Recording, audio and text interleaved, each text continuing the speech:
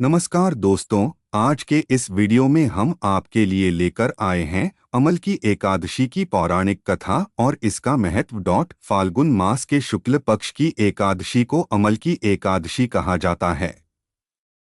इसे फाल्गुन शुक्ल एकादशी के नाम से भी जाना जाता है। इस दिन आंवले अमलकी के वृक्ष की पूजा की जाती है। ऐसी मान्यता है कि एकादशी के दिन आंवले के वृक्ष में स्वयं भगवान विष्णु का वास होता है। इस अवसर पर देवी लक्ष्मी की पूजा भी की जाती है। यह भी माना जाता है कि भगवान कृष्ण अपनी पत्नी और राधा के साथ आंवले के वृक्ष के समीप निवास करते हैं। अमल की एकादशी की पौराणिक कथा के अनुसार भगवान विष्णु की नाभि से ब्रह्मा जी की उत्पत्ति हुई।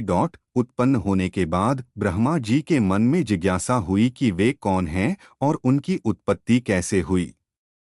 उत्तर जानने के लिए ब्रह्मा जी ने तपस्या की। उनकी तपस्या से प्रसन्न होकर भगवान विष्णु ने उन्हें दर्शन दिए। विष्णु जी को सामने देखकर ब्रह्मा जी की आंखों से आनंद के आंसू बहने लगे। ब्रह्मा जी के वे आंसू भगवान विष्णु के चरणों पर गिरे और उन्हीं आंसुओं से आंवले अमलकी का वृक्ष उत्पन्न हुआ। तब भगवान विष्णु ने कहा, आपके आंसुओं से उत्पन्न यह अमलकी वृक्ष और इसका फल मुझे अत्यंत प्रिय रहेगा। जो भी अमलकी एकादशी के दिन इस वृक्ष की पूजा करेगा, उसके सभी पाप नष्ट हो जाएंगे और उसे मोक्ष की प्राप्ति होगी।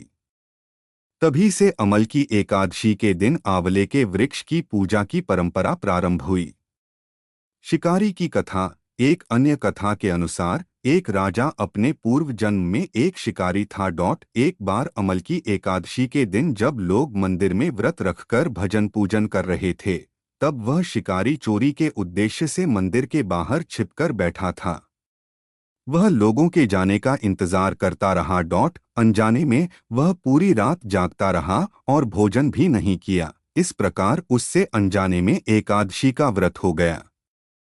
कुछ समय बाद उसकी मृत्यु हुई और अगले जन्म में वह राज परिवार में जन्मा। इसी कारण अमल की एकादशी का विशेष महत्व बताया गया है।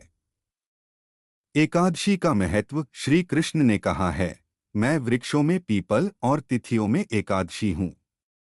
एकादशी तिथि मनुष्य के लिए अत्यंत कल्याणकारी मानी जाती है। जो भी श्रद्धा से अमल की एकादशी का व्रत रखता है और आंवले के वृक्ष की पूजा करता है, उसे सभी देवी देवताओं का आशीर्वाद प्राप्त होता है। जय श्री हरि विष्णु।